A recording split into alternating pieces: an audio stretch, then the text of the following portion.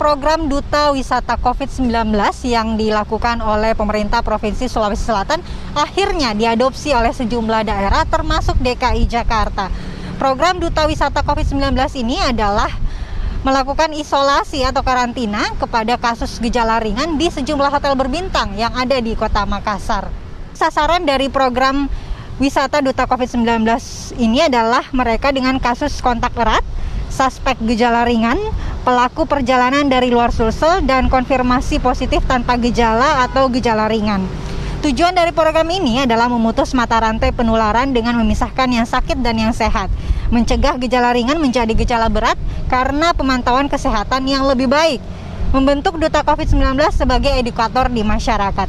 Adapun program yang dijalankan oleh para peserta saat berada di hotel antara lain adalah melakukan olahraga rutin setiap pagi, kemudian mendapatkan edukasi mengenai COVID-19, persiapan menjadi duta COVID-19 saat kembali ke masyarakat, kemudian mendapatkan pengawasan nutrisi optimal dengan catering makanan bergizi tentunya, dukungan psikososial, pemeriksaan laboratorium secara rutin, dan juga pemantauan kesehatan secara rutin sampai dinyatakan sembuh. Dan saat ini program Duta Wisata COVID-19 ini diharapkan akan terus menurunkan angka kematian dan meningkatkan angka kesembuhan pasien positif 19 di Sulawesi Selatan.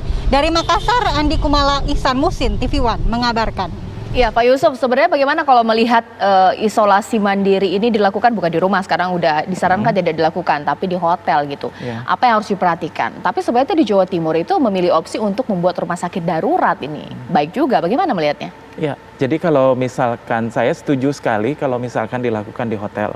Dengan catatan, hotel itu memang sudah punya protokol kesehatan baku terhadap hunian yang baik.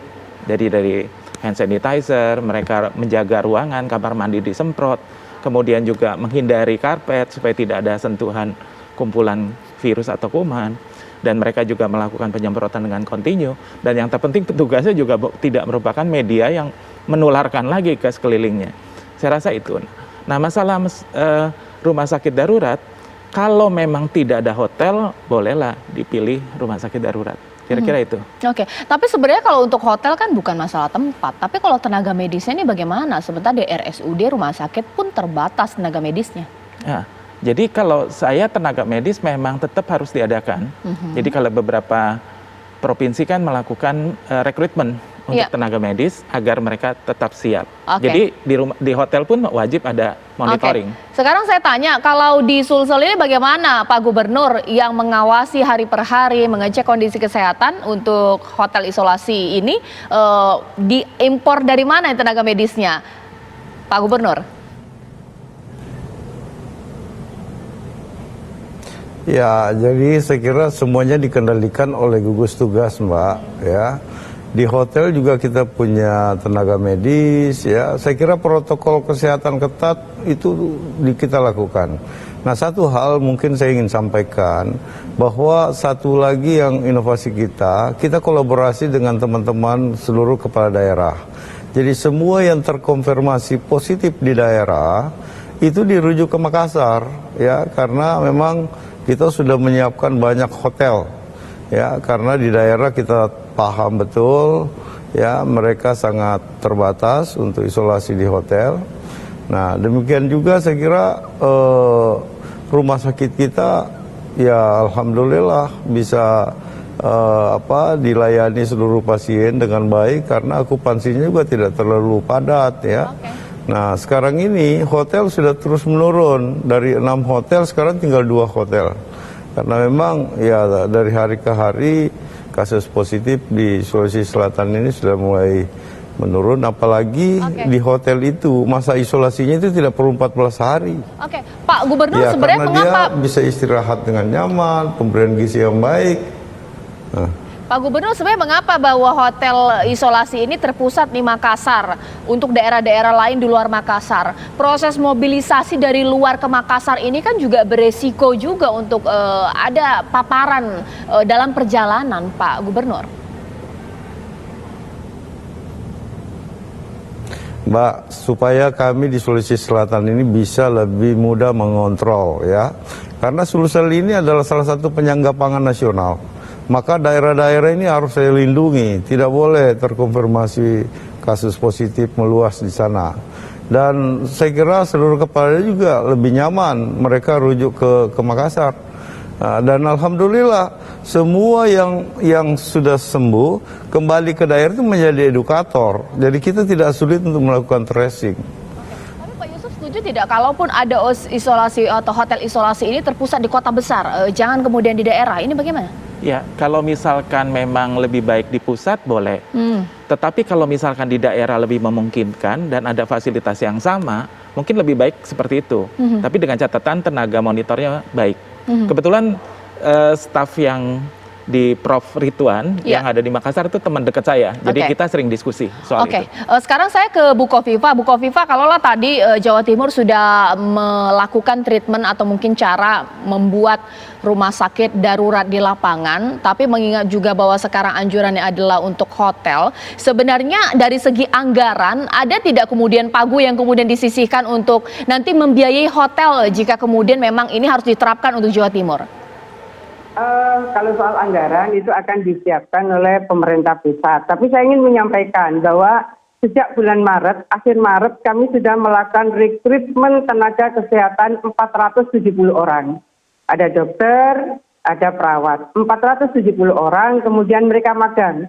Mereka magang di Rumah Sakit Dr. Sutomo, Rumah Sakit Saiful Anwar, dan RSUA, punya UNER. Setelah itu kemudian mereka mendapat penugasan. Jadi yang ada di rumah sakit darurat lapangan, jangan dibayangkan ini di tengah lapangan, tidak.